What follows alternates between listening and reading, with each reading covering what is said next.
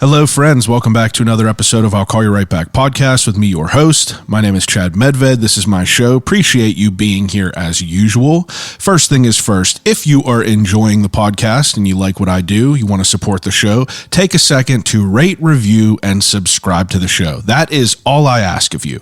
If you're listening on Spotify, scroll up. You got an option to leave me a 5-star review. If you're on Apple Podcasts, you got an option to leave me a couple of kind words and a 5-star review. And let me just tell you, it is greatly appreciated to the small guys like me. I'm a one-man show. This is all me. And any shares that I could get from you and your friends is much appreciated. Spread the word. Spread the word if you love the show. But the reason that everyone is here this week I sit down with artist and sign maker Christian Shacknatus to talk about his work with brush and pounce signs. Sign painting has been around for hundreds of years. Way back as early as like 300 BC, I think was whenever I saw it. But if you think about it, like people back then, merchants, anyone who was selling anything back in history, they needed a way to display what they were selling. So people would paint shit on signs. It's crazy to think about it, like that rudimentary of an idea. And that was like the basis of what cultivated the first form of marketing and advertising that the world revolves around today. Like, think about it. Marketing and advertising is like all the money in the world. Super Bowl ads, everything, it's all money, but it all started by sign making. People really didn't have TVs to put shit on. People didn't have billboards really. The first things were just, people painting stuff and letting people know what was available to them. And Christian does all he could do, in a world of technology and innovation. Christian does all he could do to keep the craft of hand painted sign making alive. If you think about that, everyone in the world, in the world we're in, everyone's trying to make things easier. Everything's trying to make things more effective. Everyone's trying to shorten the time and produce as much as they can in the shortest amount of time. And if you think about that, sign making is everything but that. Sign making is the long game, hand painted. This guy's doing all this stuff just with his own two hands, old school type shit. And, I thought it was just fascinating to learn about how someone falls into that career path. I wanted to learn about the process behind it and, everything that goes with it. How does a dude who is, he's 52, how does he, kind of end up being the guy who is doing work with all the businesses that we all love in the city? It's pretty impressive. And, he's doing like gilding, which is, the working with gold leaf, it's very, very impressive. But this week we sit down and we talk about all of it. So, I just want you to listen to the episode because it's a really fascinating one. The art of sign making is, it's almost like a lost art. It's almost like a lost thing that Christian's trying to keep alive. And, think about it. It's like being a cobbler, that's the same type of thing. There's definitely people that have trades and, things like carpentry, that's all like timeless, but like, I don't know. It's weird to think about it like a cobbler. You don't really see too many cobblers. How many sign painters do you know? Whoever's listening right now, do you know a sign painter? I don't. I know a million carpenters. That's the difference between sign painting and, the other end of it all. So without further ado, episode 234 of I'll Call You Right Back podcast with Christian Shacknatus, who is the man behind Brush and Pounce Signs.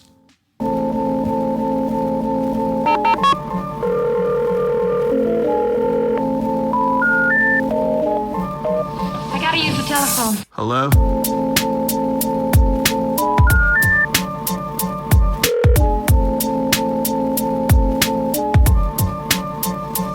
Telephone. I'll call you right back. Call you right back. Telephone. I'll Call You Right Back podcast.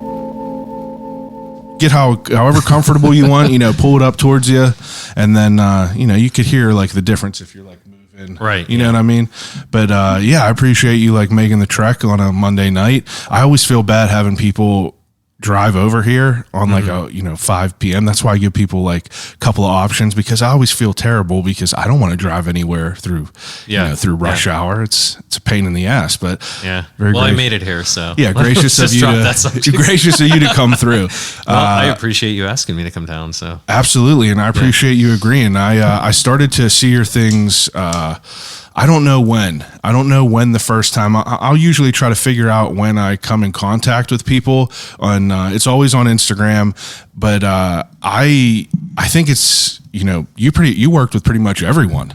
After looking at your page, I mean, who haven't you worked with really? I see everyone on there, and it got to be from one of them sharing your signs. But I think your work is great, and I think that you're definitely a professional at what you do, and I feel like if I wanted to learn anything about this, who's more fitting than you? Well, thanks. I appreciate that. Absolutely. You're from Pittsburgh originally? No, I'm not actually. I'm from Connecticut originally. Connecticut. Yeah. And when do you end up here? I came down here in 2009, but I originally had been coming here in the 90s. And I was in a band, like a punk band back then, and I would come down and play shows and made friends here. And at that point, I actually wanted to move down here. I kept trying to get out of there because Connecticut really didn't have much going on. Yeah. That was interesting or any kind of a future, really. So you from like a small town? Well, no, actually, I grew up in a city. I grew up in Waterbury, which is actually the brass city. Okay. And old manufacturing city, but it was dead. And then I moved to New Haven, which everyone knows New Haven, Yale University and stuff. And I lived there for 17 years. And that's probably the most cultural city in the state. Everything else is really, so there's the cities. And if it wasn't for Yale, it would be really, really bad, really, really crime ridden and dangerous. Yeah. Like Hartford and Bridgeport are. So New Haven's like the hip, cool, like cultural city to be in. And then everything else is really rural. If you've ever been up that way, I mean, it's beautiful. Like New England. I haven't. It's on the list to just go drive through and just end up wherever. It looks beautiful. Yeah, I mean, Connecticut, Massachusetts, Rhode Island. You're on the coast. Like I'm a coastal person, so it's tough for me to be here because I need to go back to the ocean often. It's just where I kind of like get my energy from. Yeah, ingrained in you. Yep. It's interesting because I'm not a coastal person, I guess. I mean, I've never had any experience there, but like I go and travel and it's like I feel like I could be a coastal person. We we went to Seattle and all out there, and it's just like being on the water there. It's definitely a vibe. It's a refreshing type of feel. For sure. Absolutely. Now you said you wanted to end up in Pittsburgh because there wasn't much to do in Connecticut, and this was a place that you liked. Yeah, for sure. I mean, it's coming here and seeing it back then when I was in a band. It was like, I mean, it's just something that I had never. I mean, I had gone to New York City all the time, and I never had a desire to live there. I thought it was too big, too claustrophobic, and too big. But coming here, I was like, wow, it kind of had elements of my hometown, like very neighborhood-like, and people were really more. It was a blue-collar town, more laid back. What year was this? I'm sorry to interrupt you. When you first started to travel here, you said you were 94, 95. Okay, yeah. And so I was like, wow, this is a really cool place, and I love architecture, and I love like history. Yeah. So seeing a lot of elements of how the city used to be still around. Like, I mean, you could still go to the outskirts, and it's as if it's the land that time forgot. Like, I love these little neighborhoods where it's a small downtown area and there's still fascias that have the old hand-painted signage on there, even though it's like something else, like a bodega, or it's, some kind of like a used vintage shop or something, but they left what was up there. And so those things really attracted me. I was like, wow, it's like it didn't get destroyed in the 60s when tons and tons of cities did this like revitalization thing. Like New Haven was notorious for that. They just ripped down neighborhoods and changed everything. And there's very, very, very little that's left of what was originally there. Yeah. And so seeing that coming here, I kind of fell in love with it. Yeah, that's interesting to hear about that the buildings and everything still had that like patina of the past on it. Yeah. And it's to this day still, I mean, that was, 94, 95, whatever. And now it's, all these years later, and I still see elements of that, like tons and tons of it here, where there's plenty of places that you go that have been ultra gentrified, like even New York. Yeah. The last time I was in New York City, I recognized nothing. I actually lost my bearings because there were no more landmarks. So much has changed about it that I was like, I don't know what's going on, or where I'm going, I should say. That's interesting to hear. Yeah. I lived here my whole life. I'm 32. Could I ask how old you are? 52. So I'm 32. I don't have any other sort of view on anything. So I feel like it's lost to me, noticing them small details like that. But to hear it from you is cool to hear in that frame. Now I'm curious, this is a very tangential podcast. While you were touring in your band, what venues were you playing at here? I just want to know like what they were back then. Do you remember? Well, there's one place, the first place that we played at, which is long gone. They built the console center where it was this place, Luciano's. Oh. It was in Uptown, very, very close to like Duquesne. And it was just some divey bar that there was a small stage like in the back, like down a hallway and in the back.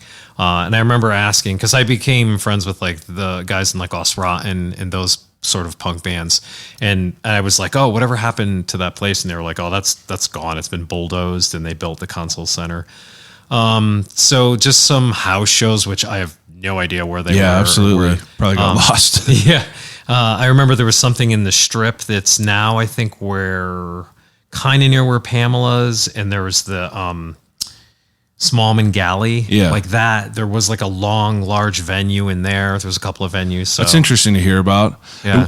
Now, whenever you were growing up, like rewind this a little bit back whenever you were younger, is this something that you wanted to do back from a young kid? Sign painting? Yeah. Absolutely not. Okay, yeah. That's how everyone answers. Absolutely not what they're doing now. So, when you're younger, what did you have ideas that you wanted to do in life?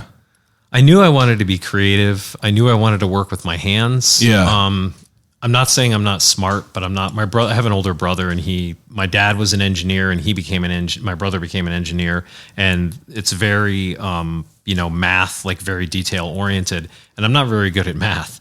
So I didn't want to go in that direction, and I knew I wanted to be creative. I didn't want to be like an artist, like a, fine arts type artist or anything.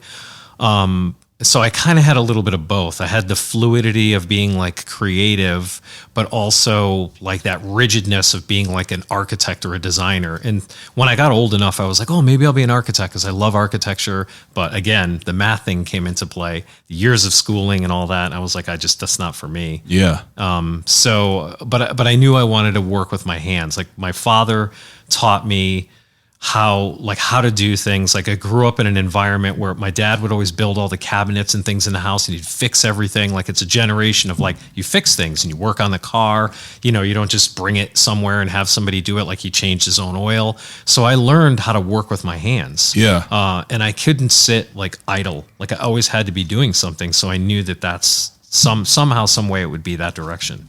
Yeah, that's interesting. Was art always something from a young age? For sure. Yeah. Art and like reading, like you couldn't take me away from a book or something. I always wanted to read and just gather some kind of knowledge. And it was always something that was like informative, not necessarily like fantasy stuff. I never got into that.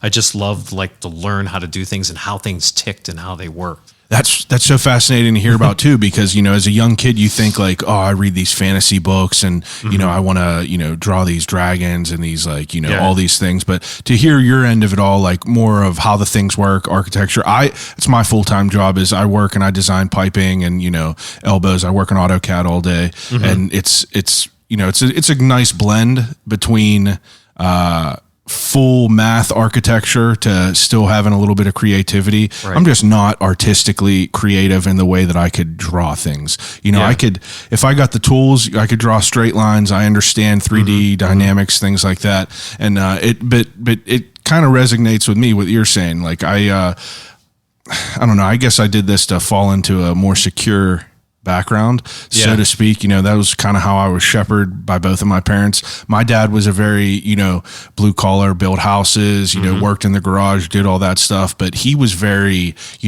don't follow in my footsteps because look at me doing like labor, my body's breaking down. And he was very always just, go to school, get a cushy office job where you're sitting in the air conditioner while I'm sitting here sweating in the hot working on concrete. So it was like I missed out on that end of it. Mm-hmm. But that's cool to hear that's why, that's how art kind of creeped into your mind. Now, were you like drawn and, that was like your medium from the beginning, was drawing? Yeah, I feel like there was always some semblance of like illustration in there. That's the biggest thing. When I got into like the whole punk scene, I really wanted to utilize the creativity that I had to express a lot of views and things like that. So I got into drawing illustrations for my band or other bands, like logos for them, t-shirt designs. Previous to being a sign painter, I was a textile screen printer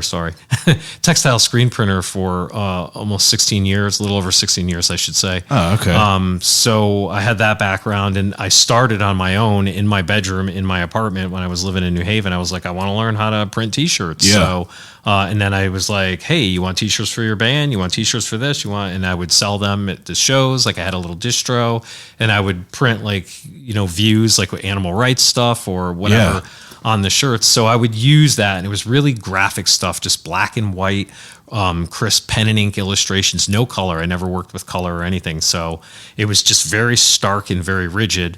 And then one of the shops I worked at, screen printing shops I worked at, we did a lot of work for the Girl Scouts. And so they have all their patches that they'd wear on their sash there. Yeah. And every year they would request that they would have new designs for them. So they would have different shops submit designs, and they would pick one for the patches.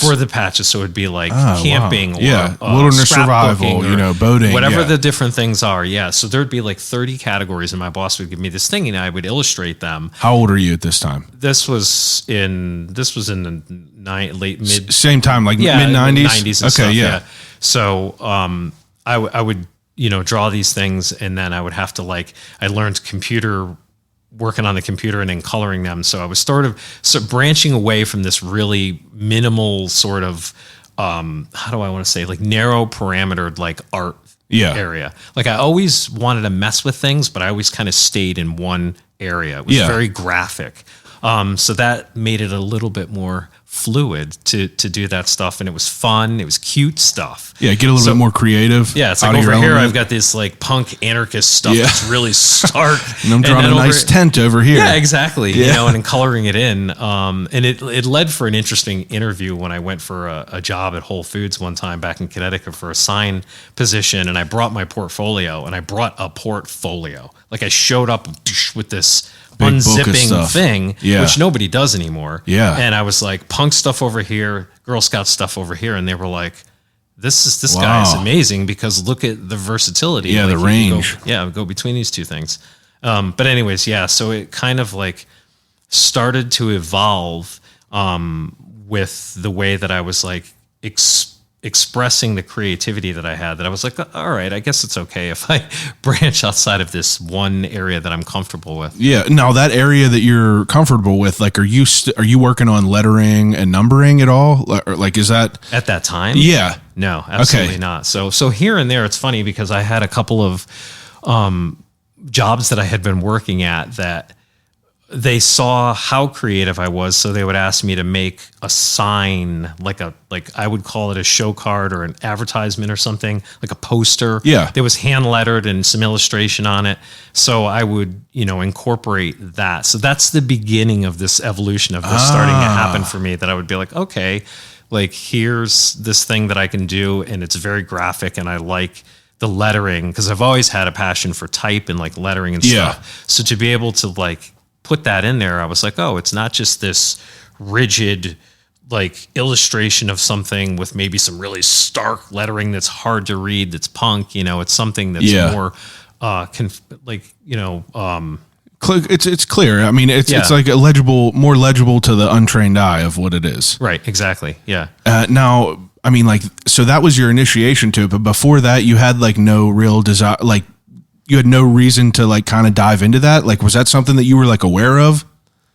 What do you mean? Like hand painting signs, like that whole art form? So, yes and no. Like, it wasn't on my radar, but I did have an experience when I was a kid that my neighbor who I bought, like I'm a vanner, like, well, I shouldn't say I'm a vanner, but I love vans. I've always owned vans. Yeah. Now it's like a trend, but I always had like a van, and I bought my first van from my neighbor who had a fuel business. It was a 79 Chevy van, cargo, like a work van. And like I lived in it, like all this stuff, you know, and this is when I was like 17. Yeah. And when they got the new van to replace that van, they had some guy come and hand letter it in their driveway. And I went over there. So I was like, at that time I was like 15 or 16. And I was like, what are you doing? You know, what's going on? And this guy who's like probably like, well, he was probably like in his late 30s, early 40s, was on this rolling stool, and he was doing all around the whole van, and he was hand lettering it, and he was explaining it to me. And I was like, wow, I was like, that's really cool. I was like, you're going to paint this whole thing, and you're painting all those words and all those letters. Wow. And I realized I drove him nuts. Yeah. Because now that I do it and people come and question me while I'm actually painting, I can see this guy sweating, and he was probably like, all right, kid, take a hike, you know? But I was fascinated by it. So, you know, but I never thought anything of it. I never was like, that's what I want to do. You know, I was like, that's just a really cool art form. Yeah, it is. It's definitely, I saw something online, you know, there was an argument back in the day. Is it a trade or is it an art form? And, you know, it was interesting to like read some of the articles that people were saying that like, you know, it was based out of like, you know, just work. But then like, you know, people really started to like, you know, get creative with what they were able to do. Cause I was trying to do some research of all this, you know, I like to come correct whenever I'm talking to, you know, people, you know what I mean? But, it's like a lost art form that is kind of having a resurgence from what I'm gathering. Right. You know, because I was reading that, you know, it started back in like 300 BC with like pubs and, you know, people that were like just merchants selling things. Right. Because obviously you need to have a sign to sell things. Yeah. But, you know, as technology kind of progresses, people kind of find easier, more cost-effective ways to do things. Vinyl, all that stuff. So you're in this like, you know, this lost art form, and you're like, you seem pretty, what's the right word? It's like, traditional in a sense. I mean, from an untrained eye, it's like, it looks like, you know, you live the authentic style of it, you know, like I don't know too much about it, but it's interesting to hear how that kind of like, came into like what you were doing, because I didn't understand, like, you know, it's interesting to hear that you used to do graphics from punk work, because your art now, it's like, I don't see any of that obviously at all. It's like everything is very, very precise, very fine, neat and everything. So, you know, how does that transition away from like your graphics to like really your full-time focus? I don't know. Yeah. I mean, I think it just naturally went that way.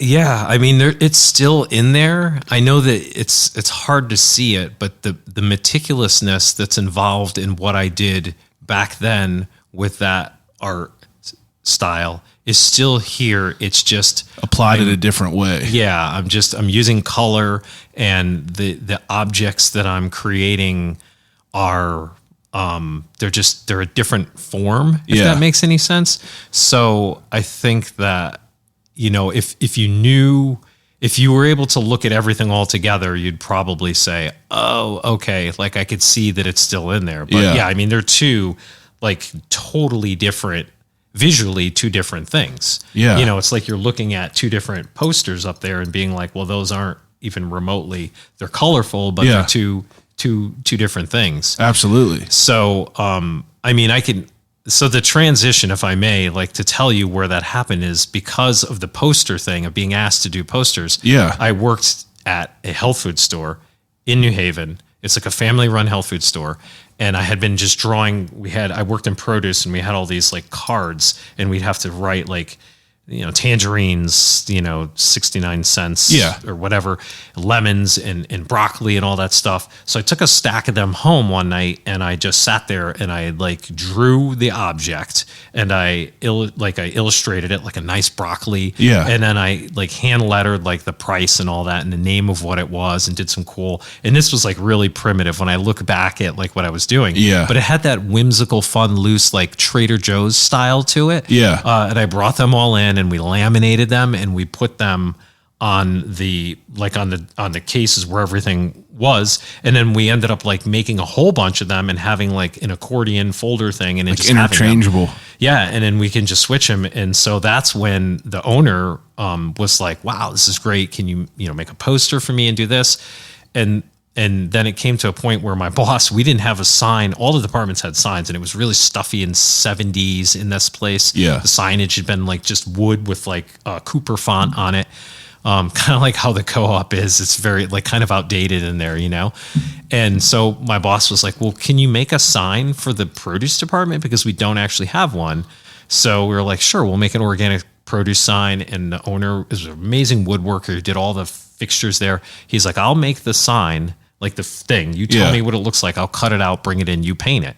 And then my boss's wife worked in the kitchen. She was like, well, I want a new sign for that department. And then the bakery was like, well, what about us? So all of a sudden we were like, Peter, the owner, and I were like, let's just revamp the store and make all new signs. So I went from working in produce to having like, it was an old theater. So there was like this balcony area that was storage. That became my studio.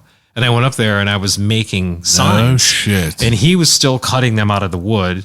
And I was just he'd bring them in every day and I'd hand paint them. And we would do dimensional things. We made a scoop like for the bulk items and blocks of cheese and kind of a lot like Trader Joe's, like fun stuff. And then he would do relief in Haiti. So he had to go away for a while. And I was like, well, I still have to make these signs. So I went and bought a jigsaw and started figuring all these things out for myself. And I was like, all right. And that's started the evolution. I was like, wow, this is kind of interesting. I like this, and knew absolutely nothing about sign making. Didn't know about the right materials, the right paints. I was just flying by the seat of my pants. I was like, okay, I'll just make this thing and paint it and make that. And wow, that's incredible to hear about. I didn't know if you were going to be like, oh yeah, I was obsessed from a young age, reading books, but it's, I often, I fancy these types of stories way more, where you're just like kind of falling into this stuff and then you just, take it and run. Yeah. And it's pretty cool to hear that. I mean, that's cool that you went from working in produce to like making these,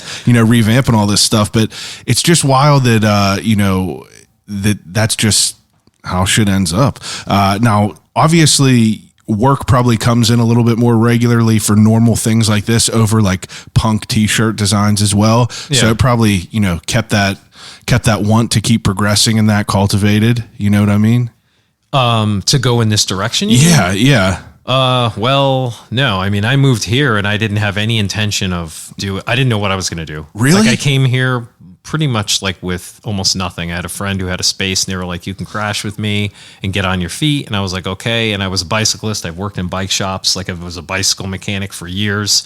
And so I had a friend who took me on a bike ride. He took me to Oakland. We stopped by this bike shop. I was like, hey, you hiring? And they're like, you know how to work on bikes? I was like, sure. Within a week I had a job. And so I just kind of figured it out. And he was like, oh, so what'd you do back in Connecticut? And I was like, I worked in a health food store. I worked in bike shops. I did this, made signs. He's like, you made signs? I was like, yeah, I made these signs for this place and this and that. He goes, you want to make me a sign? We don't have a sign on the building. And I was like, all right, sure. I'll make you a sign. And he gave me his graphics. So I didn't have to design anything. I just had to make it. And then he never hung it up.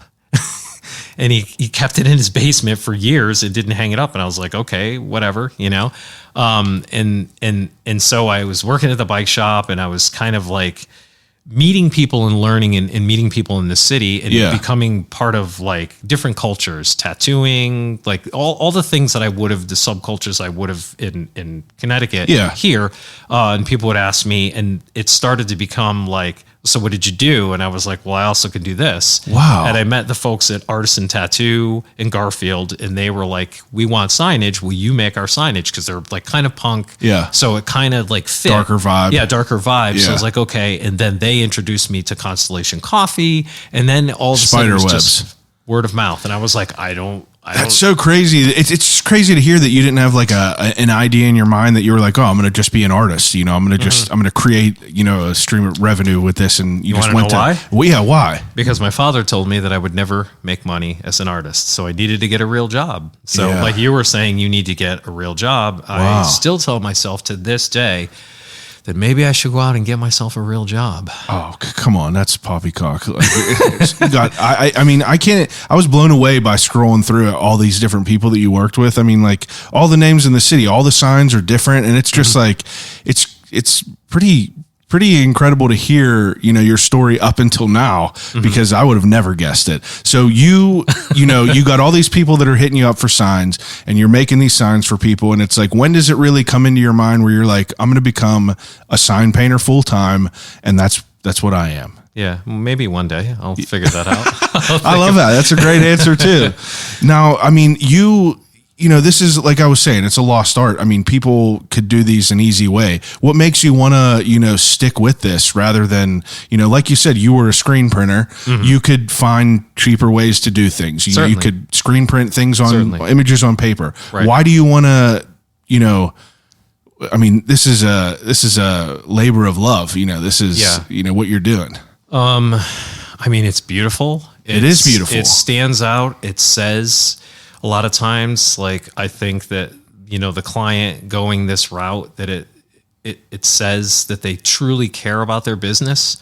Like, anytime I see someone who just slaps like a vinyl banner up, it's utilitarian. They're kind of just like, I need to get money. Amen. I need to get this out there, and they don't really care about it. But the people that I work with, like, and when I started doing it, it was all people who were like me, who just didn't, they were just like, I'm going to try this thing. I'm going to, like, I want to start selling coffee. I'm going to open up a coffee shop. And like, it's when you finally show up with the sign, or you paint the glass and you stand down and you call them out to look at it, and there are tears in their eyes, and they're just like, it's real. Like, that's real. Like, that's what keeps me doing it, because there's passion on my end and there's passion on their end, because they're committed and they want to see this dream happen. And they're not just like, I'm just putting this crap up here and, I just need to make money. I need to sell cell phones or vape pipes or whatever. It's like those places don't care about that. That's a good not everyone. I mean, I'm sure that there's some. I shouldn't say all places. No, I get what you're saying though. That's interesting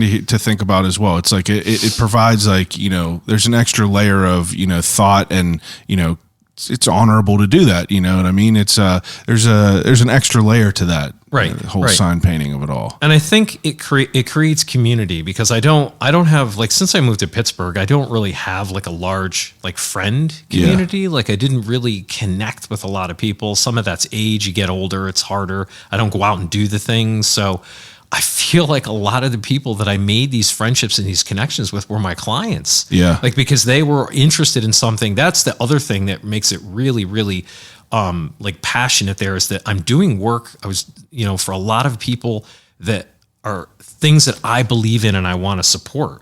Whether it is like it's a specific coffee shop that they're really passionate about where they get their product from and that they're providing the best thing, or it's, like all natural cosmetics for like Una Biologicals and like places like that people are really want to give like a good product and create like a community for people. Yeah. Because not only what I do, but I'm seeing a lot of makers and a lot of like old traditions come back. Like, people are hand making things and trying to bring back an old, I don't know if I want to, not a culture, but just like an old idea of like that we could survive because we did it once before. Why can't we do this again? Absolutely. So it's great to like support those businesses. And why do you think that that's coming back? In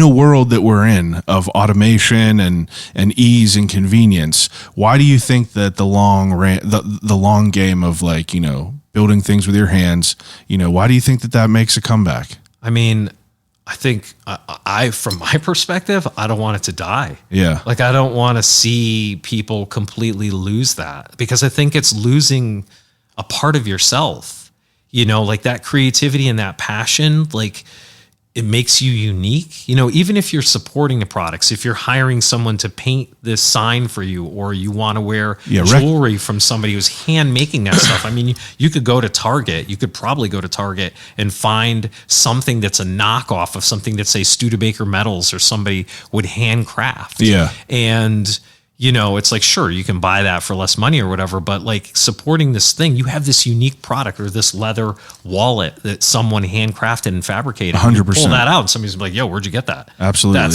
That's nice. And it's like, it's a one of a kind thing. I love that. It's like this whole thing of like supporting people's creativity and keeping things like still traditional and still unique. I don't know. I might not know what I'm talking about. No, you definitely do, because, I've noticed this, and I've brought this up, recently on episodes, but it's interesting to see how like the younger generations are like kind of going back to, homesteading, working with their hands, making things. People are becoming makers because, things are cyclical, obviously, but it's like we were in that time period. And then for those 30 or 40 years between the 70s, 80s, and 90s, it starts to get easier and easier. Things are easier.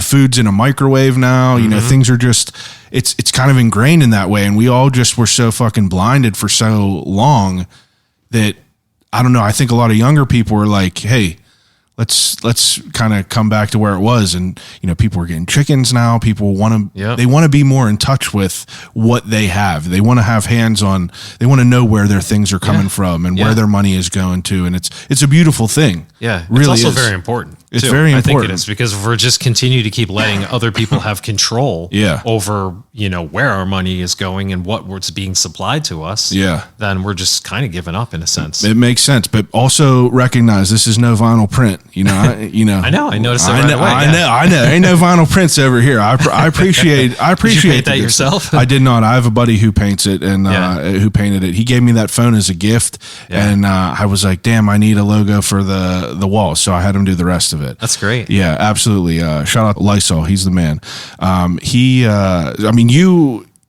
Becoming this sign painter and like kind of finding out the right ways to do things, after you like start having these jobs, you said you didn't know how you were doing it. You didn't know if you were doing it right or not. Where do you like go to start to like learn the correct way to do this? The honorable way, the right way to do things. How does that really start to like come into your life? Make a lot of mistakes. Yeah. Yep. Oh yeah. I think that goes with anything, practice and trying to figure out how to do things.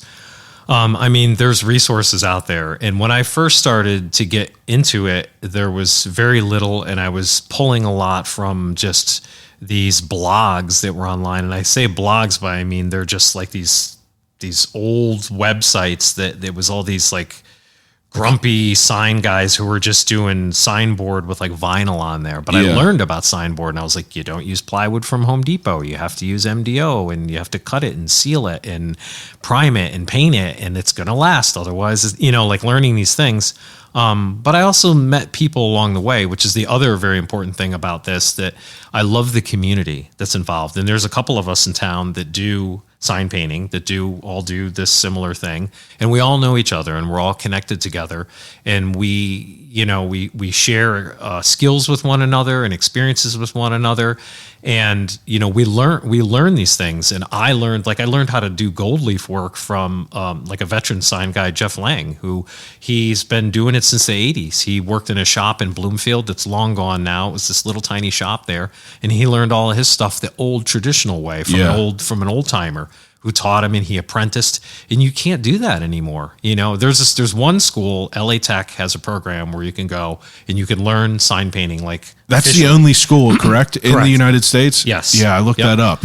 So nowadays you have to either just get, and I have tons and tons of books, and you were saying, was I doing this as a kid? No, I'm doing it now. Yeah. I'm like getting these books from the 1800s and like all through the eras of like sign painting and learning how to do it, but also just trying things and figuring it out. And, to comment on what you said before, is it art or is it like a trade? I feel like it's a craft. Like, I feel like that's the combination of the two there, because people say, oh, you're an amazing artist. And I'm like, I'm not an artist. Like, I don't feel like I'm an artist, even though everyone argues it with me. Maybe I am. I don't know. But I feel like I'm a tradesman and I craft and I do these things. Like it has a purpose. Like when it comes down to it, it's just like a carpenter. It's just like an electrician or, like someone who has cobbler. Yes. These are these things that are essential, that are needed. Like they needed signs and you didn't print them out on a vinyl plotter. Yeah. Someone had to hand paint it or write it or carve it, depending on which era in time that it was. Like it had to be hand crafted. Yeah. It had to be made that way. And even vinyl stuff, like there's an art to it, but what you're saying, but what you just said was like, it kind of was mind blowing, because I was saying, is it an art or a trade? But what you said, a craft, is a blend of both of them. That's the perfect way to describe it. Mm-hmm. Your craft, there's a layer of respect, a layer of, longevity that you have to put in to be able to do these things correctly and, not cut corners, and it's rare, but that's cool to hear that there's more people in the city that are, that still have, still keep this alive along with yourself. For sure. Yeah. And we would get together like years ago. We wanted to sort of be able to work on projects because we're always so busy with doing sign work. It's like, well, when do we get to practice our skills and get to practice something new? So there would be, like, years ago, there was, and they still continue to do them. They have something called letterhead meets. And it started with a group of people who would do that kind of work, like hand lettering and signage and stuff. And I think they started in Denver, Colorado, or somewhere like that. And they would meet, they would get together, and it'd come from all over, and they would work on a project. It had nothing to do with like a job. It was like their own fun panel project, and they would just bounce ideas off of each other and have learn fun different time. Techniques and stuff. So we were like, well, let's get together and hang out. And this one person who has a studio, we were like, let's just meet there. And it was one designer that's in town, a local designer, and me and Jeff and this other sign painters, and we would just go there and we would work on the only thing was that you couldn't bring work there. Yeah, you couldn't bring something that's work related. So, and we would start to do that, meeting and things like that, and just have fun and have some drinks and some snacks and things like that.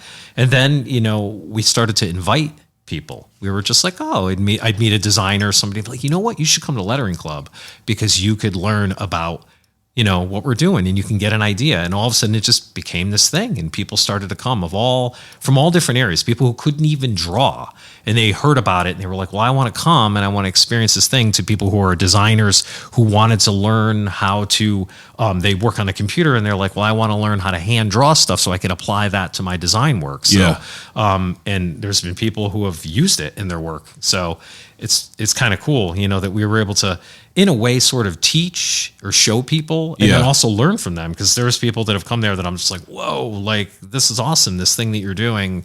And I wasn't aware of how to do that, or this is a cool, we would have these different projects every week where somebody would be like, well, we're going to work on this, or we're going to do faux ghost signage, or we're going to, like, have fun with these letters and do this type of lettering style. Yeah. And all this different stuff is like different opportunities for you to learn, different things that involve that project. Mm-hmm. That's such a cool thing to hear about.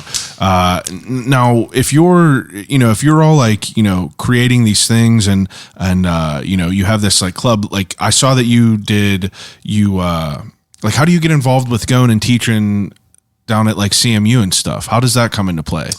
That was, it's like, is that club that you're talking about, is that like a well-known thing throughout the city? Now it is. Yeah. Yeah. Pittsburgh Lettering Club. They have their own Instagram now that we had started. I haven't been in a while to it. But they have, like, there's information out there about going to it, and it's continuous. It's like every other, like, Wednesday. Yeah.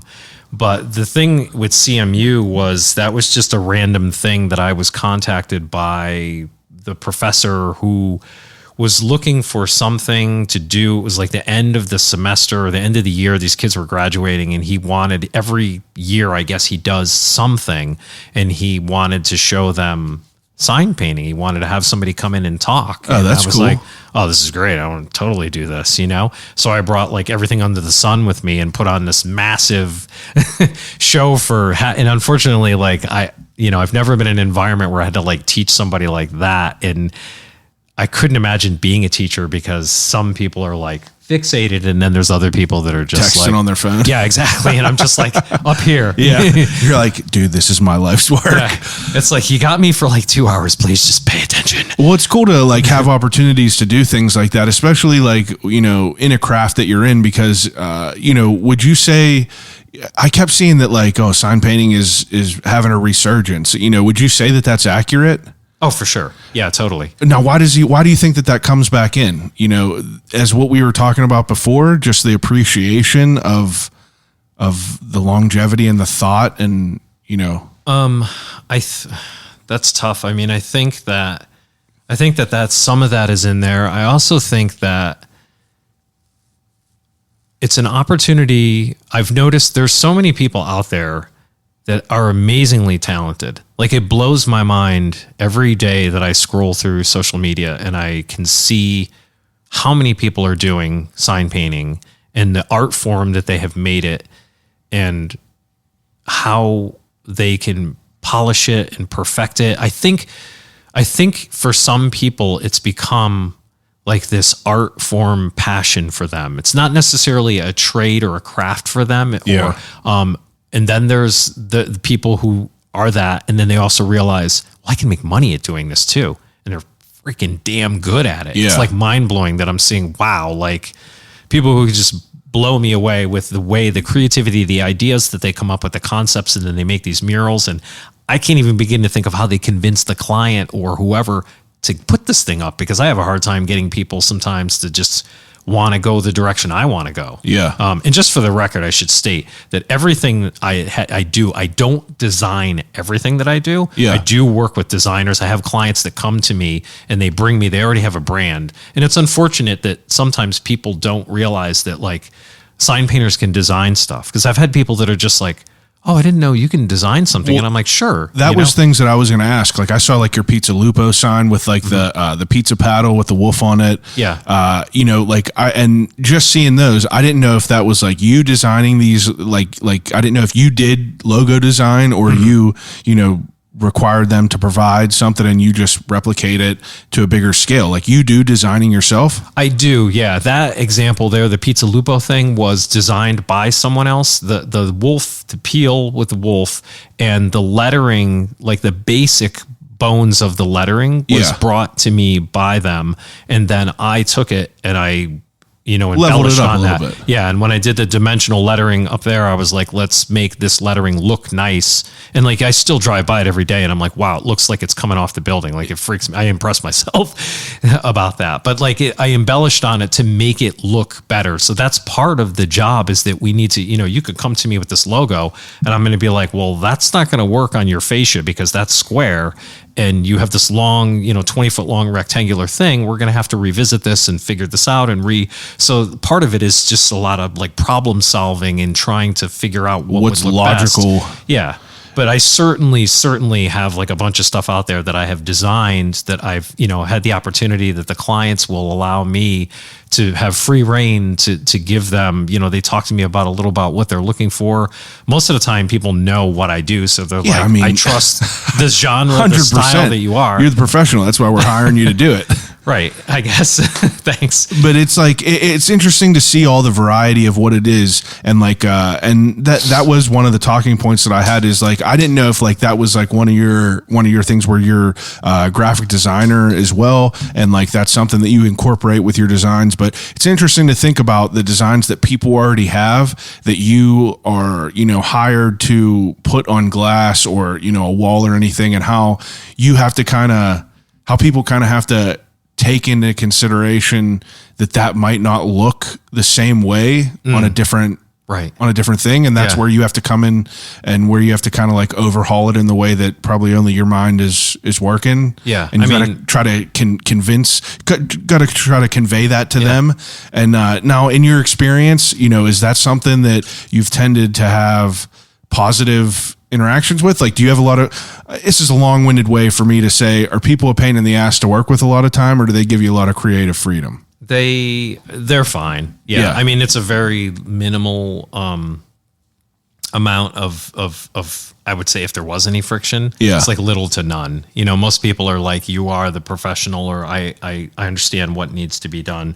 And that comes from my like the screen printing background too, because that's a huge thing where people will show up with something and they're like, I want to put this on a t-shirt. Black shirt. And I'm the worst person. Dan could attest. Dan from Revival. I'm the guy that's like, yo, let's do this design. And he's like, yo, you can't put this on a black shirt. Like, come on. I've been working with him for like 10 years now. So he's to the point now where he's like, this ain't going to work. All right, come back. Yeah. And I appreciate that. But it's like, the reason that I ask these questions though, is because I just want to make sure that I'm never one of these people. I tend to be one of the ones where it's just like, if I'm hiring you to do something, you're obviously a professional at it, run run with it because you're probably going to think something better than I am. Right. And now, I mean, from my perspective, like, I don't think there's anything wrong with being like, I don't want to say uneducated, but just you aren't aware. Yeah. That's fine. Like, you show up with this thing, but if you're going to be an ass and you're going to be like, no, I insist that it's needs this way. to be that way. Yeah, if somebody insisted that like this sign like needs to be this way, I'm just going to be like, I mean, I've gotten to a point where if I don't want to do something, like I used to I wanted to do everything. I just wanted to have my hands on all of it, not because I was greedy, but because I just wanted there to be hand painted signs everywhere. Yeah. And so I feel like now, like if someone just doesn't get it, it's okay to be like, no, okay, fine. Like, I don't want to do this project. I don't want to work on this. But there's a point in time, young in your career where it's like, you want to be able to do, you don't really say no to things because you just want to keep it going. Now, obviously now it's like you built yourself up to where, you have this business that people could look through and they could see what you have and what you're capable of. And, that kind of provides for a better environment for, your customer base, I'm sure as well. Now you're pretty versatile with all your stuff because like I'm looking at all these and the gold leaf is what really caught my eye. I saw a post that said I wasn't able to go to the gold meet this year. Here are some of my previous projects that I done. Now, where does the whole like idea of learning that aspect of it all come into play, like gold leafing and everything? Because hand painted signs is one beast in itself. I'm sure that the gold leafing is like a whole different dance. When does all right, I got enough. I'm all right with this where I could like kind of stand on my 2 feet. Let me throw a whole nother wrench into this system. Like, where does that come into play? Just wanting to progress? Yeah. I mean, I think I was ambitious. I started that a lot earlier than I probably should have. If I were formally trained, there's no way I probably still wouldn't be gilding yet. I mean, it's like it's a certain amount of time where you have to have certain things under your belt before you move to the next level, so to speak. What do you mean by that? Like, what do you mean by that? I can't just go out and buy gold leaf and just try to mess with it? Absolutely not. You got to have brush skills down first. You have to be able to know your letter forms. You have to know. No. I'm not saying being able, I'm just saying I could buy the shit and try it. It's not going to be good, right? Well, I don't know. I mean, you could. Don't give me no credit. Yeah. Yes, of course you can. But like in the timeline of things, like, break that down for me a little bit, like how it kind of works out. Are you saying that like basically you gotta be able to like hold your own painting signs before you could like bite off a little bit more? You have to, yes. And yeah, you have to have certain skills under your belt before you should move to the next level, to start gilding, to doing gold leaf stuff, because it's a lot of those basic skills that you need. Like I said, like the lettering skills and working with the materials, like the brushes and things like that. But then on top of it, like you mentioned, you are adding another element to it. Now we're doing another additional process, which is what makes it more expensive. Not only the fact that you're using real gold, it's not imitation gold leaf. So some people misunderstand that. It's not paint. People think that it's gold paint. I'm like, that's real gold. That's 23 karat gold or 18 karat gold, whatever it is. So it fluctuates in price. Every time I order it, every time I quote a job, I've got to make sure I call and find out, because it's just like other things. It fluctuates. And it's very expensive, and it's a very meticulous art form. And I mean, I'm still learning it. One of the things I really love about sign painting is that you could never know everything. Yeah. You're never going to know everything because you're always going to be trying new things and playing around. But with gold leaf, it is a beast in itself, and you have to, it requires your full attention. Like full attention. Like you can't mess around, because the slightest variable can go wrong, whether there's a contaminant on the glass or just there's a number of things that could go wrong that can screw the whole job up. And then there's the money that you spent on gold that you're scraping off, and you're starting over again. Does that happen to you? Oh yeah, I've had it happen. I mean, it happens to everybody. Yeah. There's things that can go wrong. So, I mean, obviously you try to do it when a client's not around. Yeah. But you learn from those mistakes, and you're like, okay, well now I know next time, and what not to do. Yeah, I have a notebook because I have to remember. So I was mentioning my friend Jeff, who taught me that. I was ambitious and I wanted to learn, so he was like, all right, I'll teach you how to gold leaf, and he has a great shop up in Emsworth. And I was like, blown away when first time I ever went there. This is a real sign shop, like really seeing all the stuff that he has, and CNC router and all the projects he's done and everything. It was just like, it's like, like a toy store or just some crazy place that your dreams, your wildest dreams of being in this sign shop, and then learning how to do all this stuff, and then just really like focusing and trying to remember. It's just a lot of things to remember. Yeah. But the more you do it and practice it, it just becomes natural. Yeah. It's funny because I could think back of like trying to figure out how to paint those tiny letters on Constellation's like window way back all those years ago. And now I'm just like, I paint them as if it's like second nature to me, and I'm zipping along and I don't even realize how fast I am. I'm not like tooting myself. I'm saying that like I'm so much faster because it's just practice over and over, and it becomes muscle memory and you learn all this stuff. But you have to know those things before you're going to take on. I mean, you can do whatever you want. You can start with gold leafing, but you're going to be like, I don't know what the hell I'm doing. A lot of wasted money.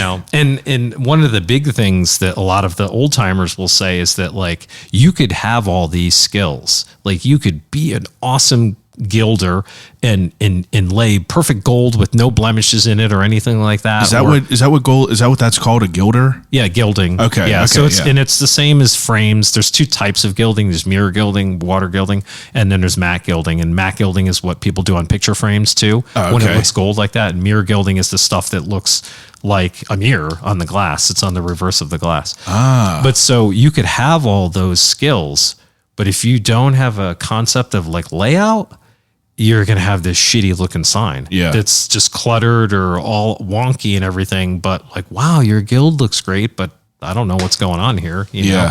That makes sense. How do you work? Like, what's your process? Like, a customer comes to you with a design, like, do you lay it all out first before you even go to a window, or, like, is that something that you just like draw on the window right before you paint? Like, how do you work? I mean, it's all different. Most of the time I already have a pattern with me. I have everything. Like if they've given me their logo, then I have to, like I said, like manipulate it and make it so it's going to work on the window or wherever we're putting it, on the fascia or the A-frame, whatever we're doing.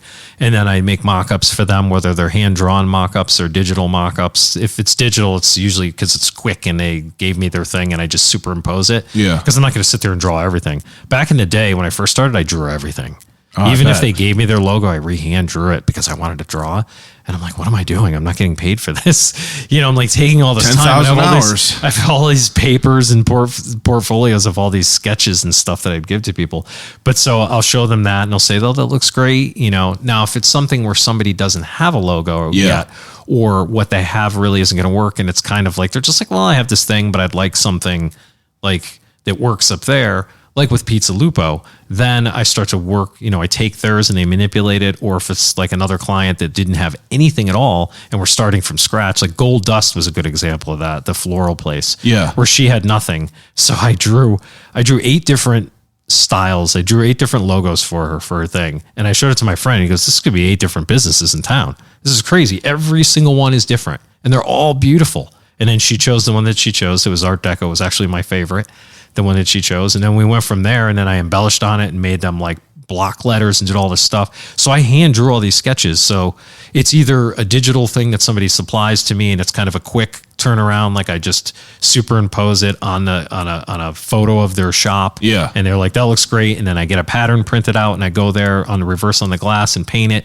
and do that. There are times when I have to on the fly, like sketch things on the glass. That's what I was going to ask too. Yeah. If there's like hours or there's some, by appointment only or things like that. Or sometimes if there's other elements of the design, they could be drawn on there. But honestly, it saves time. Like I like to have everything in advance. I feel like I work faster like that because I put a lot of time into actually what I'm doing. I would love to be able to have the time to actually come and scratch out something on the glass with Stabilo and then go on the other side and hand paint it. But It's just, especially if it's a big gilded piece, it's like just the work alone that's involved in doing the gold leaf work and having a certain amount of daylight hours to get that done. Yeah. I'm just like, it's easier for me to just print out a pattern. I mean, it may be a giant printout of my sketch. Yeah. But I'm not actually sketching. Well, it makes sense too, because it's like, you're centering these pieces and everything. So, you printing out a pattern is probably, do you print it out the full size of that? So you're able to center things? Like how do you take into that consideration? Equal spacing out things like that? Yeah, I mean, there's some sort of like, I don't want to call them rules, but just leaving enough like negative space around the piece. Like I sort of follow that. So I'll go there and do like a certain percentage of the window as the signage. I mean, there are sort of rules, like laws to how much percentage of signage could be like on a building. So, you can't just make this ginormous thing. And if they're putting something... Why can't you? I mean, I don't truthfully know why the city has their regulations for the percentage. I could see why you have to get permits for structured signage. Like if I were to hang a blade sign, which is what sticks off the building that's double-sided, hang one of those signs, or like something mounted to the fascia because you don't want it to fall and kill somebody. That makes sense. So you have to get permits for it. They have to know what it's made of, how it's being installed, that it's going to be safe, and you're applying for this and you're paying for it. But as far as like how it looks, I never really understood why they were like, well, you could only make it so big, because I'll see shops that are like a chain, like a pizza chain or something, and they've got this big dimensional channel lettered sign that's all illuminated and bolted to the building, and I'm like, that thing's friggin' gigantic. My sign is nowhere near that big, but you're telling me I can only use like 35% of the fascia size for our signage? I was like, that's nothing. It doesn't, so that's something you have to deal with. Sometimes, yeah. That's interesting. I would have never even have guessed that was like a thing that you would even have to do. Yeah. That's pretty crazy. So it's the same with like the window too, whereas like you don't want it to be overbearing. So I'll kind of get a vibe of what's going on. Like I did like a few months back, we did some gold leaf stuff for this place in Lawrenceville, Lola's. We revamped because it was a different business there, same family or whatever. And I wanted to do something that would still showcase, like they would put a lot of plants in the window, and you still want a lot of light to come through because it's kind of a long, dark space with no side windows. Is this Lola's Eatery? Yeah. So we don't want to put like all this crazy, you want something that's noticeable, but I didn't want to make something that was going to create opacity, that there would be no light coming through. Because they're beautiful windows and it's a beautiful old storefront there. So, just thinking about the percentage of glass that we're going to use for the sign and making sure that it's not just some big vinyl decal that's solid, because there's no light coming through that. Yeah, it's not a vape shop. Come on now. It's so wild to like just hear about, these things that you take in consideration, just as far as like how much light's able to get through on a darker, building, because these are just things that like, I feel that, the civilian in me, and the rest of the people listening that aren't sign painters, like don't even think about. It's fascinating to think, because, I feel like my first experience with it was Harley work, and like obviously like the mail pouch stuff, and because they're so like it's the whole barn, right? So it's just like I wouldn't even think about there being like different regulations. Pretty wild. Yeah, I think anything goes back then too. I mean, the mail pouch barn things were like, those were like hand painted billboards. Yeah. So back in the day, again, everything was hand painted. So billboards, like if you look at any old photos, even of Pittsburgh, like you'll see like signage was just everywhere. These ghost signs that we see here and there now. I mean, everything had hand painted signs on it.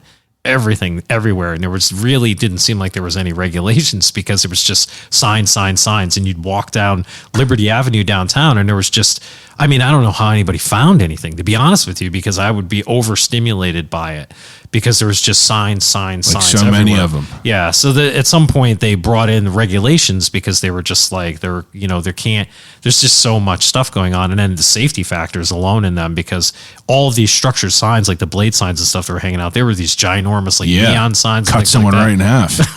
Yeah, or crush them or whatever. So that's crazy. Yeah, I mean, it just seems like it.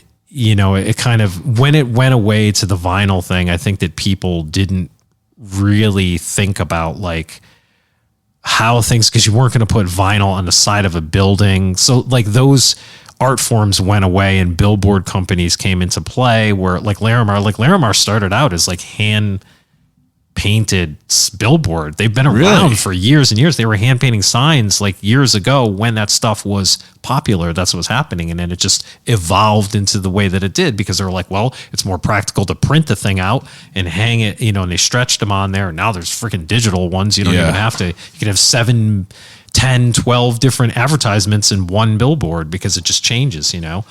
But so I think that, you know, all the hand painted stuff, like, sort of when it went away, it didn't come back. And, you know, anything that did come back, any signage that did come back, I don't know if I know what I'm talking about, but it seems like they just sort of like regulated what was happening there. And in my opinion, from my perspective, it doesn't seem like they're regulating anything because I see things that I'm like, that doesn't make sense. Like I said about the giant, you know, like channel letter, huge, heavy illuminated sign, you know, in the strip malls and things like that. And I'm just like, well, why? That thing looks super dangerous to me. Yeah. You know, that's everyone, you know, everyone's playing with a loaded deck. Yeah. Now for you to, you know, obviously, you know, you're doing well at what you're doing, you know, working with everyone. Like, what are your goals as a sign painter? You know, like what do you, I mean, I know it's like a loaded question, but I ask people like, what are your goals? Obviously you've established this business, you know, what are your hopes?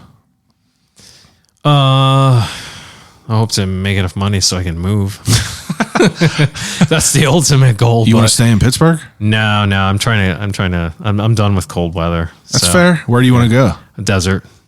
Yeah. Warm weather. I mean, I just want to go somewhere warm. Yeah. That's fair. But I don't know. I mean, that's tough. Like, I feel like I'm at this point now where, and I certainly don't know everything at all. Like, I mean, I feel like I'm really good at showing people things and teaching, and I kind of enjoy that. Yeah. And I feel like I would like to make sure that somebody like takes advantage of this. Like, I certainly don't want to die with this skills without giving it to somebody else. Yeah. Like passing along what you want learned. to pass it along. And I mean, I'm not going to have any kids or anything like that. So, either. And even if I did, I couldn't guarantee that they would want to pick up in my footsteps, Yeah, for sure. and take that trade on. So it would be nice to find someone or something that would want, that's just as passionate, just as eager, because when I was getting into it, I was looking for that person, and I couldn't find it. I mean, it took me several years to meet the people here, like Jill and Jeff, and those people who had been doing signs for like years and years. And like, I didn't know anybody. I went to the sign museum in Cincinnati. I don't know if you've ever heard of it. I haven't. It's the American Sign Museum. If you're interested in signs, it's an amazing place to go to. I'm not trying to plug them on here, no, but it's amazing. It's got every era of signs, and it started with this guy, Todd, who was passionate about signs, and he started collecting old neon signs and things like that people were going to demolish or throw away. And he had this warehouse in Cincinnati. And years ago, I went out west with a friend, and we were driving through, and they surprised me by reserving an appointment to go. You used to have an appointment, by appointment only. You'd meet this guy, and he would just take you around this gritty warehouse and show you all these signs he had. I love that. And he gave me this brochure, and I still have it. And he's like, "This is the dream. It's gonna actually be a museum, and people are gonna come to it." And it is now. Like, that thing that he showed me exists now. It's in a new location. He's part of it, but like, it's run by all these people, and they have events. People get married there. Wow. There's like this cool like main street that goes from the 1800s all the way up, like with these cool fascias. And what's it called again? The American Sign Museum. American Sign Museum. But I had asked him, the guy Todd, I said, you must know everybody, and you're so close. You're in Cincinnati. I was like, who's in Pittsburgh? There's got to be somebody. And he's like, let me get back to you. And then he got back to me and told me about Jeff. And he's like, you should reach out to this guy. And I did. And he never responded to me. And a year went by, and he finally emailed me and said, I'd like to get coffee. I totally forgot about this and everything. And we hit it off. And, it's just like meeting these people. Like, if I could do that for somebody, that would be great. If I could give them these skills that I have and show them, and they're just as passionate and eager to learn, that would be awesome. I think that would be like a rewarding goal for me, because I always want to keep learning things with sign painting, but that's not like this like end goal. It's like I want to do some things as I get older with my life, and go places and see things and do some other things. But I want somebody who wants what I have, like how I felt back then, if this is making sense. Absolutely makes like sense. That passion that I had back then, I want to be able to give them that. Yeah, make it easier for them. Instead of that guy sweating saying, "Get beat it, kid," you want someone to be like, "This is why you're doing it this way." This is how you're doing it. Like, you want someone to embrace anyone's curiosity and creativity. Right. And that makes a lot of sense because, I mean, like, it's your life's work. It's like obviously something that you live and breathe it. Mm-hmm. So for you to be able to, communicate this to someone where it's not going to fall on deaf ears is it's a powerful thing. You know, I think that's what anyone who does anything that they love hopes and dreams in the end is that they could, create something and eventually give it to someone who is deserving of it. Yeah. You know what I mean? That's it's powerful stuff. It really is. And you could tell that like that pours out of you from what I could gather, just as someone who doesn't really know you. It seems like that's what it is. It's like you could tell that you're very into it, and you go the extra. Like, you have posts, so you learning stuff, and it's fascinating to see. How do you come in contact with people like that, Cheryl McLean? Where I saw she was from Australia, right? Yeah, and you brought her over, and like that lady, she did like more of an interesting type of sign, and this is me, I'm a civilian with no education. Hers looked more of like a food board, like she did like art, like almost she does like chalk art. Chalk art, it's her specialty. So I mean, she was planning to tour. I met her years previous in Philadelphia. I went to there's another sign painter, Mike Myers, who is traveling the world. He has been traveling the world, teaching people what he learned. And he's from the Midwest, and he was one of those people who like came back from like something like the army or something. And then there was something going on with some painting on a barn. And he was like, well, I want to do that. Yeah. And he fell into sign painting, and he's amazing. And he's so humble, and he's going around the world teaching people what his experiences and he's progressing, because when I took his class, he I saw like a certain level of his craft, and then in 5 years or so, like it's like explodes. Like he's learning from these people. Yeah. Which is really awesome about that. So when I went to that thing, there were 2 other people there. There was this guy from England, Dave Kinnison, who does amazing Roman hand style lettering. He's a super cool dude. And Cheryl was there. And I didn't know that these 2 were going to be there, but she was in the States and I met her. So that's so we sort of like met each other and became really like, just we weren't, friends or anything. We just became connected and kept in touch or whatever. And then when she was planning her tour to come over here and do a bunch of dates and everything, she contacted me because she's like, I'd love to come to Pittsburgh and do a thing. And I was like, sure, I can make it happen. And I was like, I don't really have a venue. So we did it in my garage, the 2-car garage at my place. And she had no problem with it. There were some people that were kind of like, this is where am I? And I was like, this is where I work. Yeah. Like, this is where I work. It's realistic. She's like, in Austria, I did it in a garage somewhere. I don't really care. It's like, it's about what you're learning. Yeah. So, and so meeting her that trip, like when she was here, I got to know her. Like I learned, because I didn't really have the chance in Philly to talk to her. And she's formally trained as a sign writer. That's what they're called over there. The sign writers, we're sign painters here, whatever. So I was working on a project for a client at the time, and I was doing some layout and trying to figure out stuff. And she actually helped me there. I was on a computer and she was looking over my shoulder, and we were talking about stuff, and she advised me about, and she's had this whole cool book that she had with her that was hers from school. She was formally trained. And so I scanned it, like photocopied it, because I was like, oh my God, this is amazing. And it had all this great information in there. And she's like, yeah, I'm formally trained as a sign writer, but her passion went in that direction. Like she learned how to work with those Posca pens and the chalk, and she found a business for herself, a nice little niche thing where like, there could be tons of sign writers in Melbourne or wherever in Australia, where she is, but then like who's doing these chalk art, who's doing these great lettering styles and these cool little wine bottles and cheese spreads and things like that, and hand illustrating them. And she like went in that direction. And found it's so wild, because that's why I saw that, and it like stuck with my mind, because now if you go into any new restaurant, anything like that, it's a lot of how menus are now. It's like the chalk arts, and graffiti fills the walls, and it's just different. But that caught my eye, that like that lady just is obviously great at what she does. Yeah. But it was cool to see that. And it's cool to see that, like, you know, you keep progressing in that way. Are you someone who is, you know, are you like you mentioned you took classes. Do you do that a lot? Like, you go and try to take classes and courses and learn from people? Like, what's your best way to learn? You know, are you someone that watches a YouTube video and you could kind of gather it from there? I mean, I definitely learn better from visual education than I do from like reading. Like I said, I have a ton of old sign painting books that I've collected that, you know, explain it in some of the ways that people write back then. It makes it very difficult to like kind of understand. Like, I'll have trouble. Like, if you were to write down something, it's better if you just show me. I learn from visual a lot better than reading. So lettering club and meeting with people and talking and working with Jeff and people and Jill and people like that, and learning like their methods of doing stuff has helped. As far as classes, that one that I took was in person, and during COVID, everyone was like stir crazy and trying to figure out what to do. So people started to teach classes. There's another woman in Australia, Brush and Pen.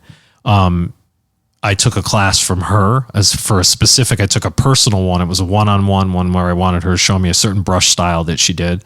And that was really nice. And we became like friendly, like talking and stuff. And then I also took this other sign painter that's in England, Joby Carter. He does, they have like a circus, like a fair, and he learned from an old timer who worked there, and it's all really carnival. It's really cool, like, you know, flashy, colorful, really beautiful stuff. Yeah. And so I took one of his classes too in the beginning when he started to teach, because everyone's getting really itchy, and they started to teach these virtual classes using Zoom. So those are really the only things. And it was just to kind of get the experience of what, you know, see what other people are doing and kind of meet these people and see, because even though there's a couple of people here, I still feel alone. I still feel isolated. I still feel like I don't know what the hell the rest of the world is doing. Yeah. So I do have a friend, my friend in Richmond, Ross at Surehand Signs. He's amazing. He's been a savior to me, because anytime I'm in a pickle with something, I'm just like, dude, how would you address this, or how would you handle this? Yeah. I shoot like prices at him, because sometimes I'm not really sure. He's really good at gold leaf work, and he's been doing it for a while. So I'm like, what would you charge for this? You know? So it's nice to just have that networking. It all comes back to just sort of becoming this one big network. And that's where the letterheads thing years ago came into play, because it's these people that are isolated. We're in our own little world, in our own head, just painting by ourselves every day. And it's like, you don't really know what's going on out there. So it's nice to kind of meet. And then you get together at these meets. Like, Ross is the one who puts together those gold leaf meets that I said I couldn't go to that. Yeah. Every year, at least once a year, if not twice a year, he does, and it creates a panel, and we go down, and, you know, a bunch of us from all over come and hang out. It's like a letterheads meet, similar to that. That's awesome. And we'll go there, and we're all complaining. We'll start to talk about work stuff after a while, and you just start to, and it's the same. It's verbatim. No matter where you are, it's the same thing. This difficulty with a designer, or this issue with the project that you're working on, or working with on brick, or whatever you're doing, or the use of a lift, or this situation. It's like, wow, it's like, I'm not alone. Yeah. Yeah. It's probably nice to be able to bitch with some people that understand it. Get that out of you. Now, where's the name come from? Brush and Pounce. Yeah. Actually, I was in the beginning, I didn't have anything, and I tried to be old timey and just abbreviate my name and just have it be like chr.shacknitis signage. And my name is such an interesting name to pronounce and spell that my friend Mel over at Artisan, I used to see her a lot at the coffee shop. She was like, dude, she's like, I keep trying to tell people about you because I'm trying to get you business, but you got to change your friggin' name because no one can spell or pronounce your last name. How do you say it again? Shacknitis? Shacknitis, yeah. Because I would have been sending you a message that say, can you tell me phonetically? Yeah, phonetically how to spell it. And that's whenever I would say, just record it into your phone and send it over. So, she was like, and Jason from the tattooist there had tattooed. I have a piece on my side here that he did that's of one of my favorite ghost signs in Pittsburgh, and it has a paintbrush and a Pounce wheel like crisscrossed on there. And she's like, well, why not just call it like Pounce and Brush or something like that, you know, like your tattoo or something like that. And I was simple as that, huh? I was like, okay, all right, that sounds pretty good. I'll try that. And it just kind of stuck. Yeah. And it's interesting because there's Brush and Pen in Australia, and there's Travis in New York who does Brush and Leaf. He does just all gold leaf work. So there's a couple of us, and then I've had people confuse me with somebody else, and I'm like, no, I'm the guy from Pittsburgh. So just a guy from Pittsburgh. Yep. Now, is there anything you think that I left out talking about what you do? I don't know. We talked about a lot of stuff. I think we talked about a good bit of stuff. I think that I covered a good bit of what we were going over. Before I get to the ending segment that I do with everyone, I wanted you to hear this, and I read it, and I was like, man, this is really interesting to hear. It says, more than merely imitating printed text, skilled sign painters could push the limits of letter forms. Their ability to alter the sizes, shapes, colors, and arrangements of words and images with the stroke of a brush made it possible to quickly produce an extensive, eloquent variety of compositions for their clients. Sign painters continue to blur the boundary between letter and pictures, often transforming even the simplest text into a sophisticated array of symbols that speak to different viewers. Even something as simple as a color scheme could alter the meaning of a sign. National flags, religious iconography, and personal taste might all find their way into a single group of letters on a neighborhood storefront. And I was like, man, just reading that gave me some chills because I was just getting it now too. it's cool to hear that. That was from Arden Stern. It was just a guy that was writing about the history of sign painting, and I was like, man, it really does like kind of encapsulate what it is from just my idea of it all. Because my dad was always into motorcycles, trains, so like sign painting was like always something that was always in the garage. Right. I always loved all that, and it was always something that was in my mind. And it's cool to hear. It's cool to hear the background of it all from someone who does it with some high regard and respect.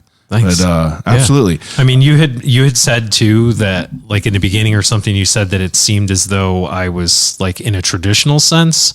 And I think that's like the biggest passionate part of it for me is that I like a certain era and a certain style of it. Yeah. And so I think that's because you said something about like sort of living it, almost like living that whole lifestyle. I mean, I've had people, I listen to like old timey music on my phone while I'm working and they're like, dude, this is weird because like it feel like it's 1920 right now. I mean, if you took a picture of yourself in black and white, you look like an old timey guy. You know what I mean? So it's like even your worker kit, you said it was inspired by Dick Blick and just like the style of it all, just if you pulled up wearing some overalls with that, it's like you would look like you came out of a different era. Yeah. And that's kind of what I meant from that. Hopefully that wasn't a bad thing. No, not at all. But that's sort of like the traditional, but I run into problems with that sometimes because there are people who don't want that style. Yeah. So it's just sort of like I have to like explore this area that it's not that I'm unfamiliar with it. It's just I'm a little rusty at it. So I can design or work on things that are more modern, obviously, but it can be a little challenging is what I'm trying to say. Yeah, that's fair. Yeah. Okay. The ending segment that I do with everyone is an ending segment called Desert Island Questions. Okay. We're going to go through the ringer here. I put everyone through the ringer. First category, Desert Island Questions, whenever I give each guest 3 categories to take with them on a desert island and use until they starve to death and die. First category, 3 movies to take on a desert island to watch over and over and over again for the rest of your life. Oh, goodness gracious. We got some questions to answer.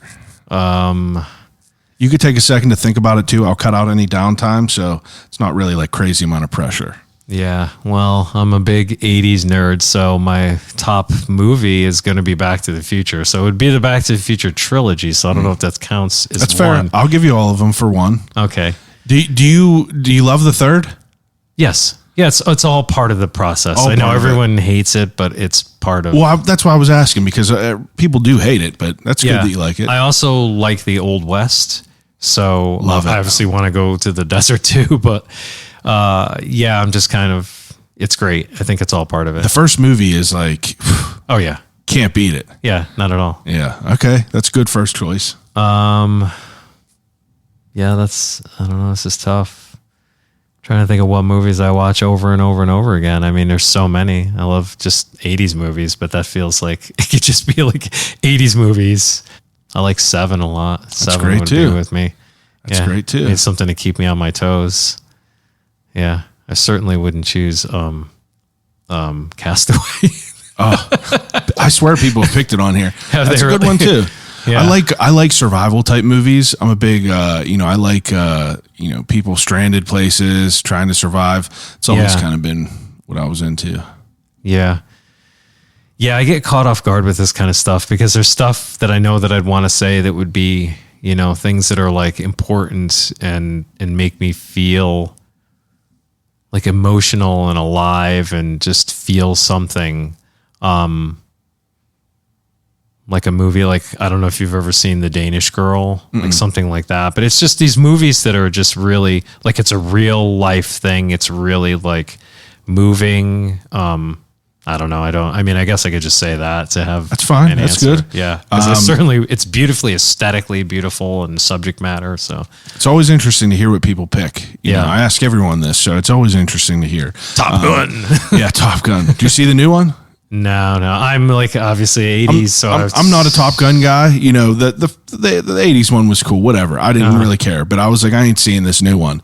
So many people talked it up so much that I had to see it. And I was like, I came out of there and I wanted to fucking shave my beard and just have a mustache and just, start flying planes because that's how good it was. And I was like, this is the typical generic scratch that itch. All right. Now, second category, I usually ask people 3 books, but I'm more curious. What are 3 of your favorite projects that you've ever done? Can you name 3 of them? 3 pieces? Like sign projects. Yeah. Definitely Gold Dust is in there.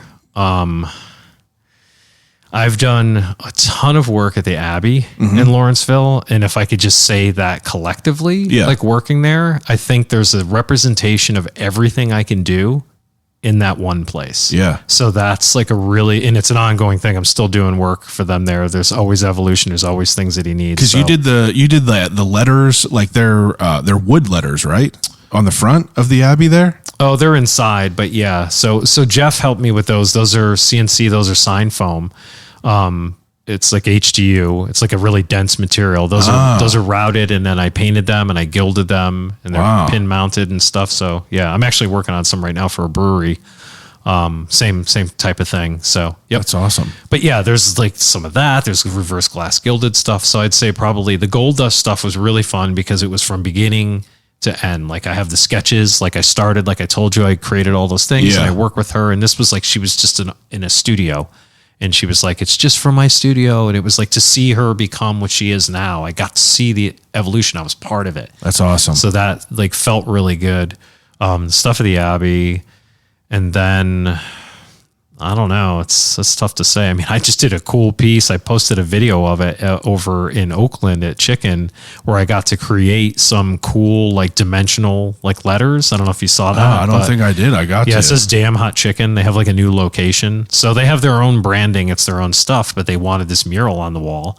And I was like, okay. So I came up and they already had one at their other location that somebody else had designed. And I was like, well, I want to do my take on this if I can. And they let me do it. That's awesome. And it was really awesome to do these like blended block dimensional letters that are like the ones at Pizza Lupo that have that. And they look like they're coming out of the wall with the cast shadow. Yeah. That's like super creative. Anything that's like that I get to really like push the boundaries where people are just like, whoa, that's pretty neat. That's hand painted and like, to come up with that concept. Yeah, that's cool for sure. Yeah.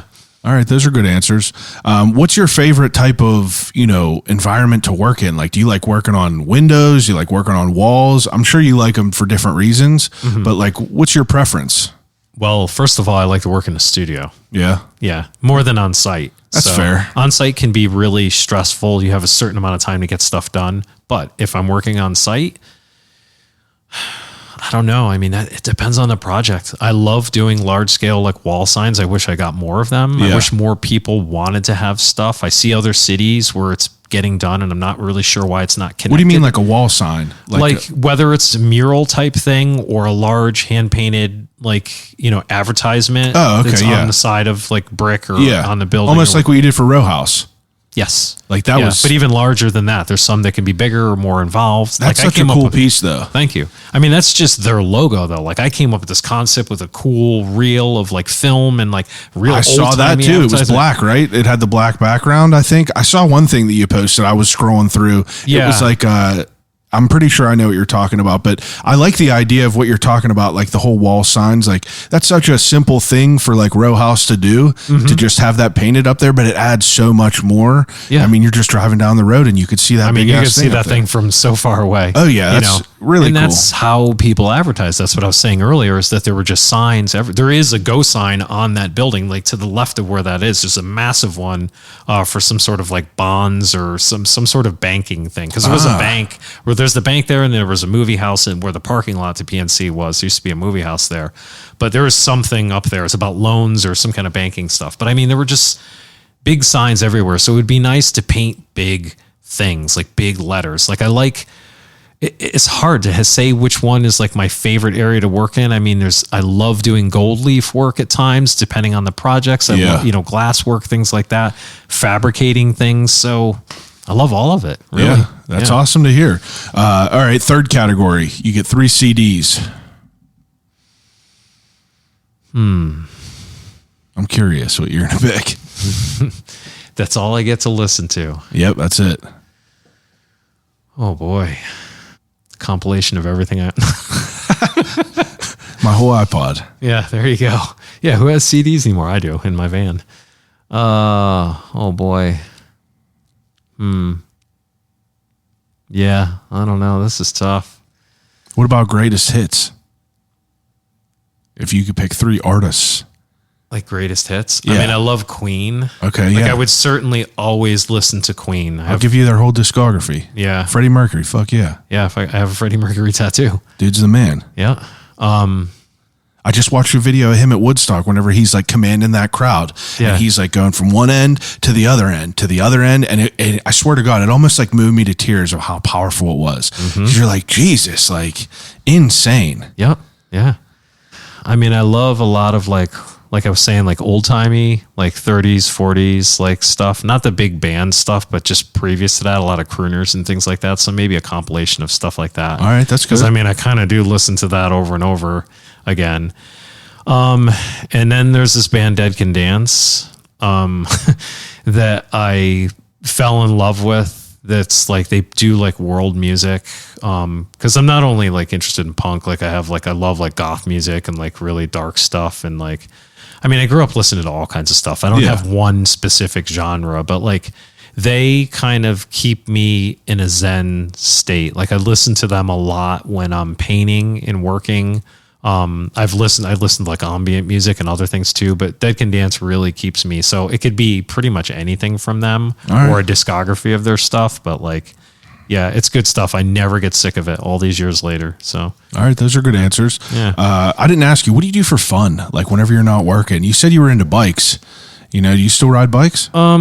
Yeah, my partner has gotten me riding my bike more than I have in years. Sign painting and working for myself really took a toll on me. I kind of forgot that I need to do things for myself. So I get really frustrated a lot of times. I tend to try to ask people about like what they do for their own mental health to enjoy it. Like, do you ever get a chance to like do, artwork for yourself? No. I mean, I shouldn't say no. I mean, I do have projects and fun little things that I work on, but not nearly as much as I'd like to, or I should. Yeah. And the same goes for like taking the time to do things for myself, like going for bike rides and I've been trying to be more mindful of that. And I just like to be outdoors. I grew up as a kid. I was always outdoors. Yeah. I grew up in kind of a suburban neighborhood and we had woods in the backyard, and I would always play. I didn't play video games or watch TV I'm not like a video that. game guy. Yeah, I was always outside, and I love hiking and just exploring and walking around, and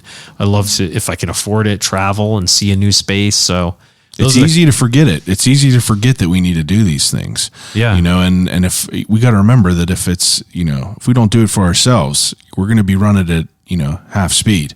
Yeah. It's important to get out there and just enjoy yourself. I try to tell myself that too. Mm-hmm. I do this on top of a full-time job. Mm-hmm. So it's like, even besides for this, it's like, I make it a point to like, try to really I don't know, just try to enjoy different things. Like I'm planning to ride my bike for DC in Nice. end of March or end of May. So that's going to be a big thing. That's what I'm going to work towards, you know. So I'm trying to put something in my life to like keep me away from all this shit, all this work. It's important. Well, it creates the balance that we need. Got to have a I'm balance. Certainly way off balance. My scale. I know. It's bad. So everyone could see it from the outsider's point of view, but it's like we can never see it on ourselves. Yeah. You know, I could tell from my wife, she has 2 different jobs, everyone. It's just like we could all see it. We all need to take a second and kind of rewind. Okay, third category or third to last question is you're getting ready to go on a road trip. No, I fucked this all up. All right, third to last. You should leave that. I'll leave all this shit in. Third to last question is something called the death row meal. So, death row meal, you get an appetizer, a main course, and a dessert. What would they be? So I have some pretty strict diet stuff going on. I used to be I would just eat anything, but it made me feel like crap all these years later. So now is my opportunity because I'm on death row. It doesn't matter what's going to happen to me. Anything so you I want. can eat anything I want.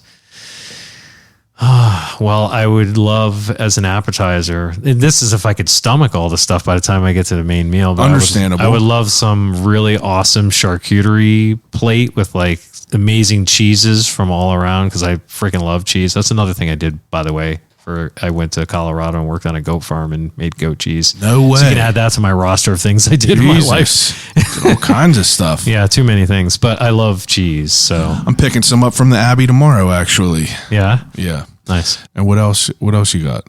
For what? Appetizer? For main course. Oh, main course.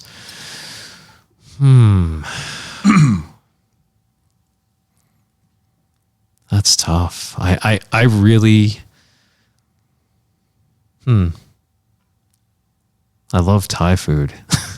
It's good. I mean, I probably would just want like a whole bunch of different dishes. That's a good answer. Yeah. I'll give you just that. probably like a huge, massive buffet of like sampler stuff or something like that where I can just That's good. have all kinds of things, you know? That's a good answer. What about a dessert? So I'm kind of a savory person. Like I do eat sweets, but my drug is chips. I eat chips. So I'd probably just want a whole bunch of different kinds of like delicious chips. What's your favorite type of chip? I mean, I've tried to eat healthier now, so I just eat plain chips. If there's no health conscious, what's your actually, we're going to move to the second to last question, the most important and telling question. You're getting ready to go on a road trip. You go into a gas station. What is your snack of choice? I ask everyone this, so it's fitting to lead into this. Yeah, I mean, I'm gonna buy a bag of chips. What kind though? Probably. So when I was younger, I was obsessed with barbecue chips. Casey Masterpiece used to be around, but they got rid of those. I used to like them so much, barbecue back then, but I don't as much anymore now. No, it's not the same. It changed. I like salt and vinegar now, and I'll get a jalapeno chip every once in a while, but I like salty, extra salt. Yep. I mean, I like my potato chips plain now, but if I'm eating like corn chips, I'm really into they do a lot of flavored things now, and I'm into them. And some stuff, I don't eat spicy food, but I do like things that have like a little bit of a bite to it. They have some habanero ones or guacamole ones and things like that. Like I love corn chips. They're awesome. So yeah, I'm going to be eating chips. Those are good. That's a good answer. Yeah. Okay. Last question. If you could have a conversation with anyone alive or dead, who would it be and why? Probably my dad. He's not around, but I'd probably have a conversation with him. Okay, that's a understandable and that's a assumed answer. If it's someone that you are not affiliated with, not a family member or anyone, who would it be? I feel like everyone picks like maybe a family member if they want to, but You probably think I'd probably say some old sign thing. No, I don't think that at all. Yeah, you can't even imagine. You're about to be episode like 234. You cannot even imagine the answers that people give me for all these. I ask everyone these questions. Yeah. No. Yeah. Yeah. I don't know. I mean, I would love to talk to Freddie Mercury. That's a great answer. See, that's a great. He's never been picked on here. Yeah. But I've had people pick Randy Marsh on here. I've had people say fucking Stalin, and you get a wide variety of answers. But Freddie Mercury would be a great one. Yeah, absolutely. Yeah, I'd like to hang out with him. A couple hours, sit down with him, figure out why he does what he does. That's a good answer. Well, Christian, I appreciate you coming over and talking to me, taking some time out of your day to speak to me. For sure. Thanks. It's been great. How can people get in contact with you and, check out your work? Take a second, promote all your pages, all that. I think the best way is probably just through the same way you did, through social media, through Instagram.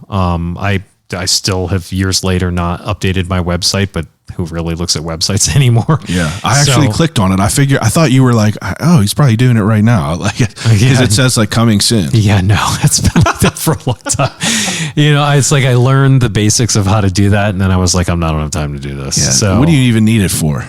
That's what I mean is like, I feel like, that's pretty much what I'm using social media for, is like my portfolio. It's like I think the best way to showcase what I have. And then I like the idea of being able to make stories, and it could be something that's temporary, that's not fully there. Yeah. You can have fun with those so it doesn't oversaturate the feed with all the other stuff. I do probably I'd like to eventually organize it better so I can zip right to like, whether it's like A-frames or wall signs, like have those little subcategories. Yeah. But that's probably the best way to see my work. Or you could just drive through Lawrenceville, because it's the most of it's concentrated. Chances are, if you look at a sign, it's something that I did. Everywhere. That's there.